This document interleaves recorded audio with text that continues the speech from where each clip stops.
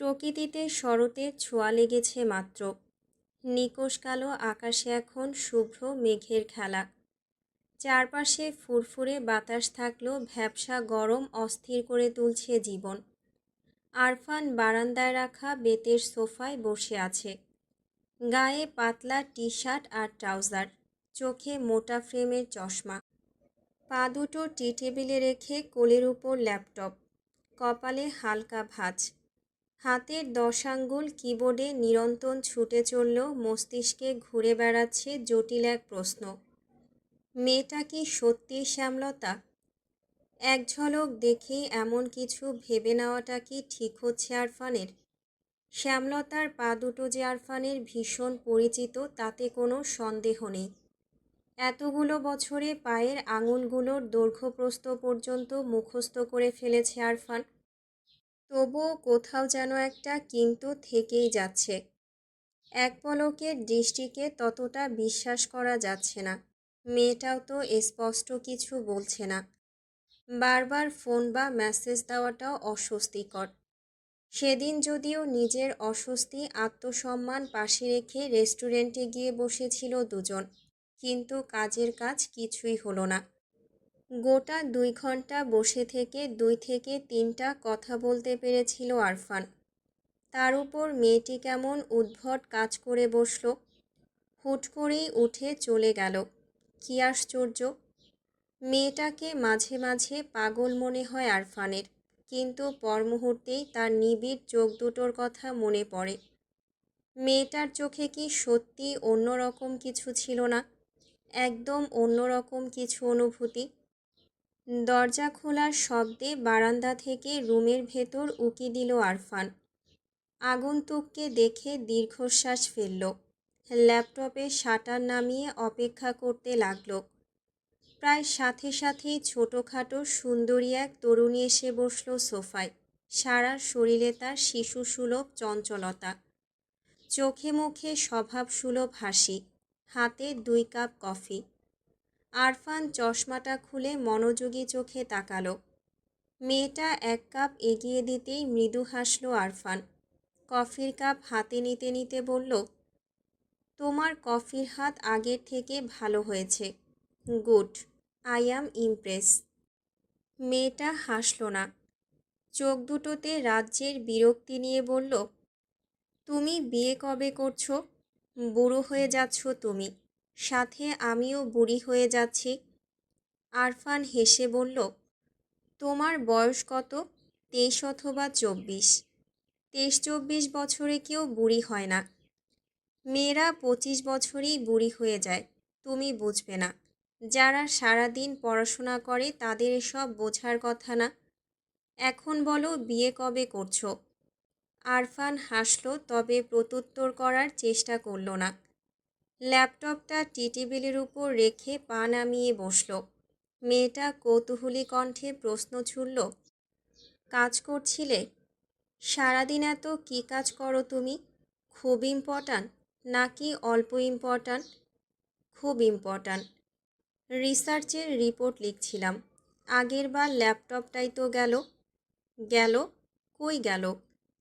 আরফানের সাবলীল জবাব, একজন নদীতে ছুঁড়ে ফেলেছে। এখন নদীর তলদেশে থাকলে থাকতে পারে, এক্স্যাক্ট বলতে পারছি না। মেয়েটা আঁতকে উঠে বলল, কি সাংঘাতিক! তোমার রাগ হচ্ছে না? আমি হলে ল্যাপটপের সাথে সাথে তাকেও ধাক্কা দিয়ে নদীতে ফেলে দিতাম। আরফান শব্দ করে হাসল। কাপে চুমুক দিয়ে বলল, তখন রাগ হয়েছিল। মারাত্মক রাগ হয়েছিল? হ্যাঁ, মারাত্মক রাগ হয়েছিল। কিন্তু এখন সেই রাগ মোটামুটিতে নেমে এসেছে। কিছুদিন পর মোটামুটি থেকে শূন্যতে নেমে আসতে পারে। এখনই কিছু বলা যাচ্ছে না। মেয়েটা সোফায় আয়েশ করে বসল।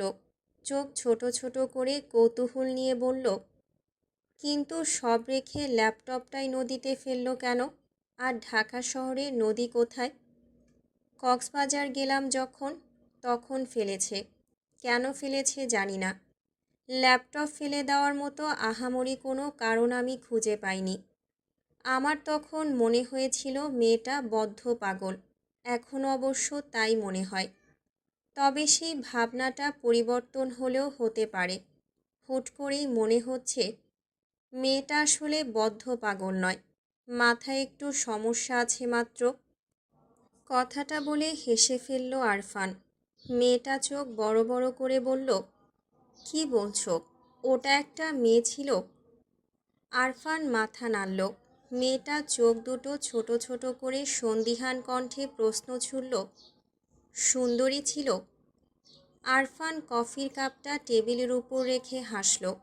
মেয়েটার দিকে পূর্ণ দৃষ্টি নিক্ষেপ করে বলল, সুন্দরী বলা যায় বোধহয়। তেমন খেয়াল করে দেখিনি কখনো। পরের বার দেখা হলে খেয়াল করে দেখব। পুরো 1 ঘন্টা মুখের দিকে তাকিয়ে থেকে বোঝার চেষ্টা করব মেয়েটা আসলেই সুন্দরী কিনা। তারপর তোমায় এসে অপিনিয়ন জানাবো। আপাতত আমার শার্টটা চট করে ইস্ত্রি করে দাও তো নিদু, ফার্স্ট। আমি বেরোবো। রুমের এ প্রান্ত থেকে ও প্রান্ত ক্রমাগত পায়চারি করছে নম্রতা, হাতে বই। পড়ায় মনোযোগ আসছে না। বিছানায় বেশ আয়েশ করে বসে আছে নীরা। সেকেন্ডের জন্য বিরতি না নিয়ে নিরন্তর পড়া মুখস্থ করছে সে। নম্রতা পায়চারি থামিয়ে বিরক্ত চোখে তাকালো। প্রচণ্ড অভিমান নিয়ে নীরার পাশে বিছানায় ধপ করে বসে পড়ল। পুরো বিছানা হঠাৎ কেঁপে ওঠায় চমকে উঠল নীরা। অবাক চোখে নম্রতার দিকে তাকিয়ে থেকে বুকে ফু দিল। বিস্মিত কণ্ঠে প্রশ্ন করল, কি হলো? এমন ডাইনোসরের মতো লাফাচ্ছিস কেন? ডাইনোসর? আমাকে তো ডাইনোসর মনে হচ্ছে। আমি যে টেনশনে টেনশনে মরে যাচ্ছি সেদিকে তোর কোনো দৃষ্টি নেই। তুই আমার এমন বান্ধবী? পরীক্ষার সময় টেনশনে থাকবি, এটাই স্বাভাবিক। টেনশনে না থাকলে না হয় ভিন্ন কিছু হতো।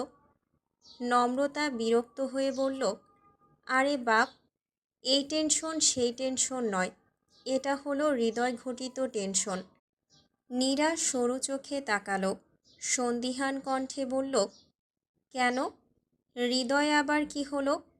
প্রেমিক পুরুষ তো পেয়েই গেলি। এখন তো তোর খুশিতে মরে যাওয়া উচিত। খুশি না হয়ে এত টেনশন কেন? নম্রতা বিছানায় এক পা তুলে নীরার দিকে ঘুরে বসল। ঠোঁট উল্টে বলল, এখানেই তো আসল সমস্যা। ওই প্রেমিক পুরুষই সব সমস্যা।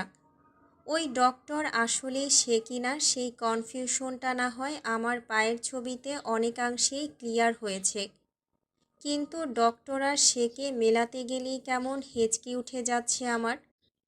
দ্বিতীয়ত লাস্ট উইকে পরীক্ষার জন্য ফোন ধরাছোঁয়ার বাইরে ছিল। ডক্টর অসংখ্যবার ফোন দিয়েছে, আমি ধরিনি। এখন 1 সপ্তাহ হয়ে গেল সে ফোন টোন কিচ্ছু দিচ্ছে না। আমি নিজে থেকে ফোন দিব কিনা সেটাও বুঝতে পারছি না। প্রচণ্ড অস্বস্তি হচ্ছে। এইটুকু বলে থামল নম্রতা। তারপর প্রচণ্ড অভিমান নিয়ে বলল, আমি নিজে থেকে কখনোই চেষ্টা করব না। এতদিন আমি চেষ্টা করেছি, কষ্ট করেছি, বেহায়া হয়েছি। এবার কি ওর চেষ্টা করা উচিত নয়?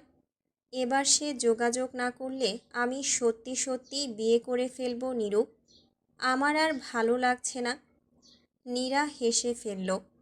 বইটা উল্টে রেখে বলল, বিয়ে করলে সাফার সবচেয়ে বেশি তুই করবি।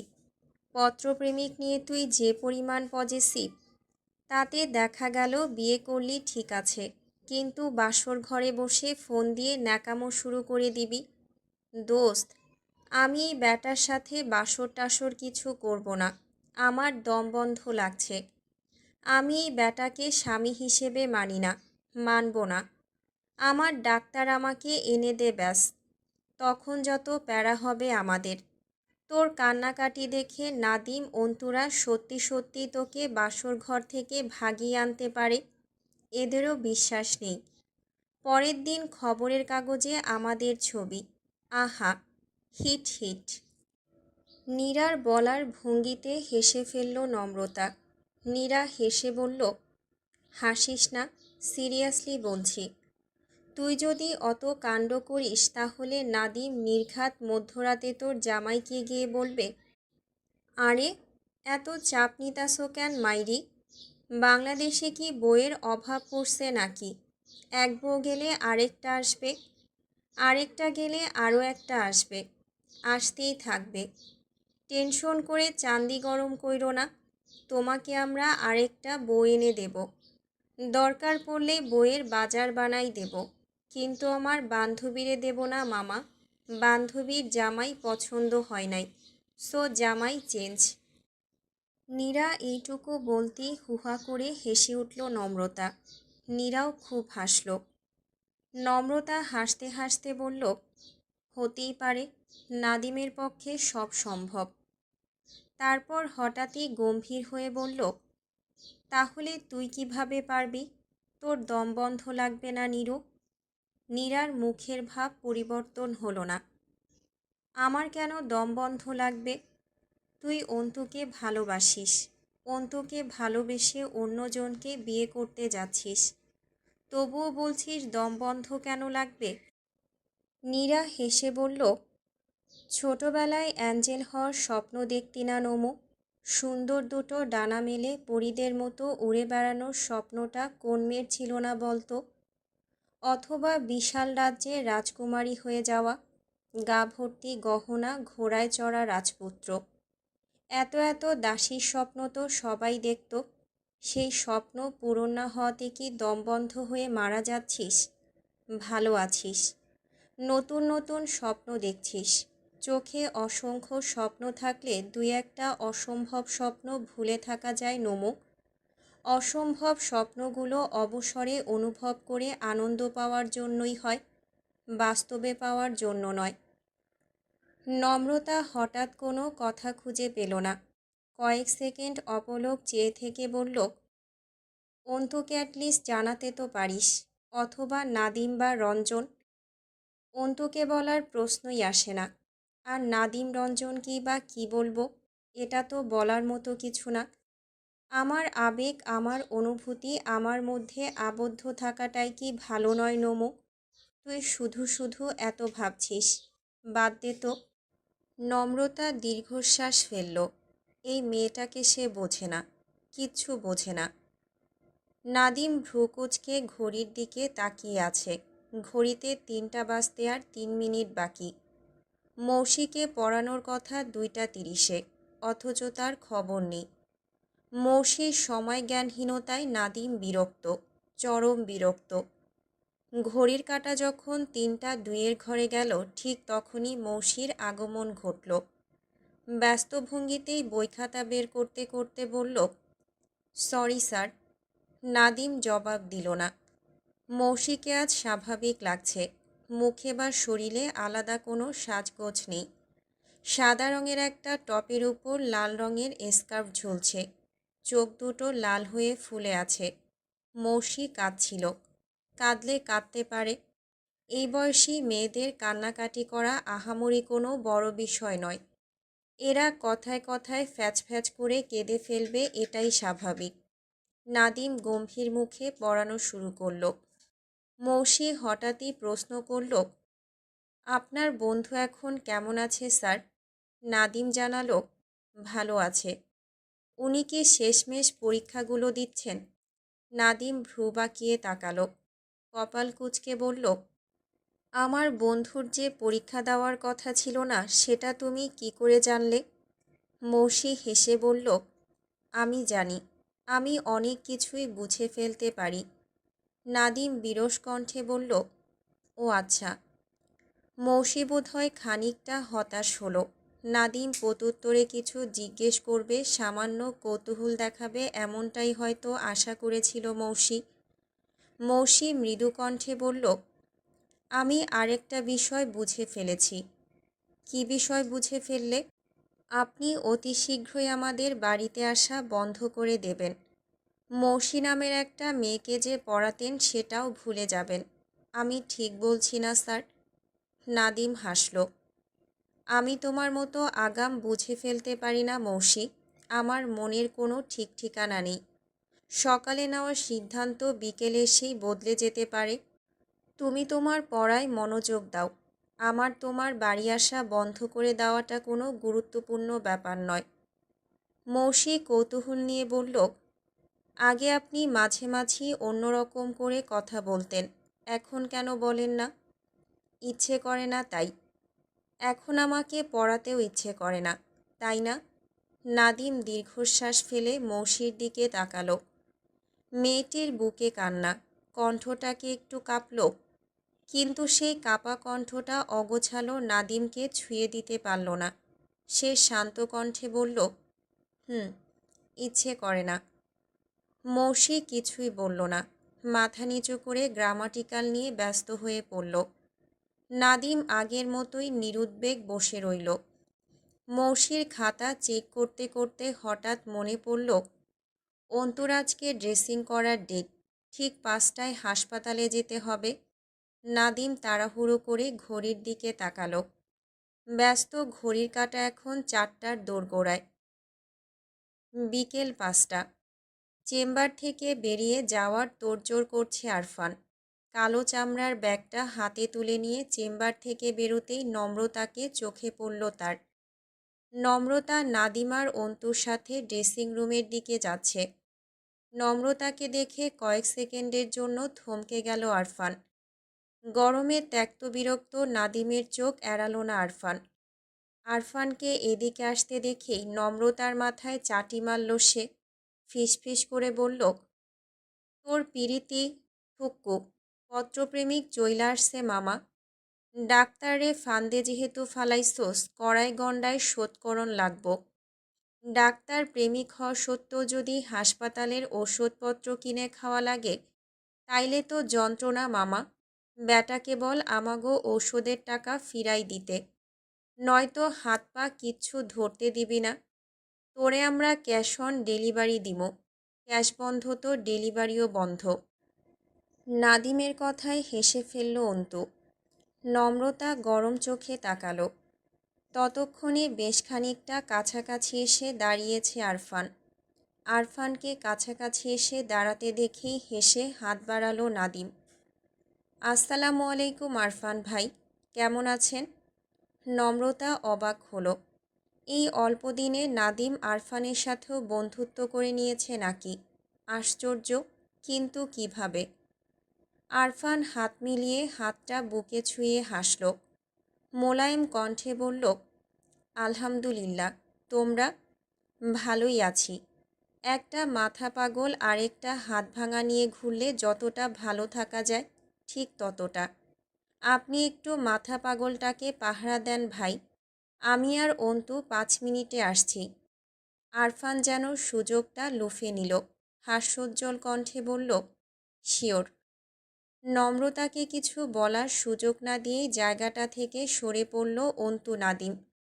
আরফান এদিক ওদিক তাকিয়ে এক হাত পকেটে ঢুকিয়ে সোজা হয়ে দাঁড়ালো। নম্রতার দিকে পূর্ণ দৃষ্টি নিক্ষেপ করে বলল, কেমন আছেন? নম্রতা আরফানের দিকে তাকালো। আরফানের ঠোঁটের কোণে হাসি। নম্রতা নিজেকে যথাসম্ভব স্বাভাবিক রেখে বলল, ভালো। আপনি? আমিও আলহামদুলিল্লাহ। কথাটা বলে নম্রতার মুখের দিকে তাকিয়ে রইল আরফান। আরফানের কথার প্রেক্ষিতে আর কোনো কথা খুঁজে পেল না নম্রতা। আরফানকে এভাবে তাকিয়ে থাকতে দেখে বার কয়েক এদিক ওদিক তাকিয়ে নিজেকে ব্যস্ত রাখার চেষ্টা করল, কিন্তু লাভ হলো না বিশেষ। সময়ের সাথে সাথে অস্বস্তিটা আরও বেড়ে যাচ্ছে। নম্রতা অতিষ্ঠ হয়ে আরফানের দিকে তাকালো। আরফান মাথাটা একটু উঁচু করে অনেকটা ড্যাম কেয়ার ভাব নিয়ে তাকিয়ে আছে। দৃষ্টি ফেরাচ্ছে না, পলক পড়ছে না। গম্ভীর বিষণ্ণতা চোখজোড়ার উপর পুরো ভ্রুজোড়া হালকা কুঁচকে আছে। নম্রতা বিরক্ত কণ্ঠে বলল, সব ঠিকঠাক, এভাবে তাকিয়ে আছেন কেন? কি দেখছেন? আরফান হাসল। সরল কণ্ঠে বলল, আপনাকে দেখছিলাম। আপনি বোধহয় একটু বেশি সুন্দর, তাই না? আরফানের স্পষ্ট সাবলীল কথাটা কানে যেতেই বিস্ফোরিত চোখে তাকালো নম্রতা। চোখ ভরা বিস্ময় নিয়ে কিছু কড়া কথা বলার প্রস্তুতিও নিয়ে ফেলল, কিন্তু হায়, এই বিষণ্ণতার শিশুসুলভ চোখ দুটোর দিকে তাকিয়ে পৃথিবীটাই ছিন্ন ভিন্ন হয়ে গেল নম্রতার। তার বিষণ্ণ চোখ আর ঠোঁটের কোণে লেগে থাকা হাসি দেখতে দেখতে নম্রতা হঠাৎই উপলব্ধি করল তার লজ্জা লাগছে, ভীষণ লজ্জা লাগছে। নম্রতা মুখ ঘুরিয়ে অন্যদিকে তাকালো। সাথে সাথেই ঠোঁটের কোণে ফুটে উঠল অপ্রতিরোধ্য লাজুক হাসি।